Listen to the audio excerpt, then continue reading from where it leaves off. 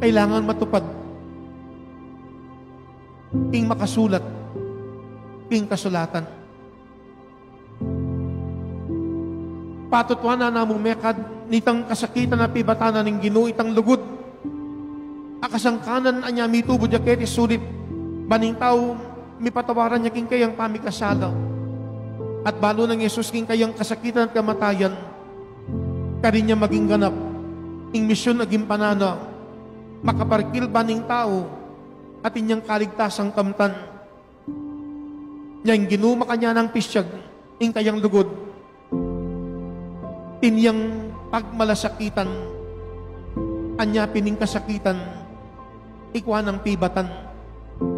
Makanya nakatamong agad na niting banal kapag masusyan, ating kasakitan na kailangang pibatan. Dapat nung kawangis ng Ginoo, pakibalak tamo yung kapakanan na rin kaya katamong pakamalan. Maliyari tamo namang pibatan ng kasakitan. Sana'y tamo man natin tamong lugod ayapakit. Ing metong at metong pakikwanan tayong pagmalasakitan. Ban kanita ing kasakitan, akwa tamong pibatan.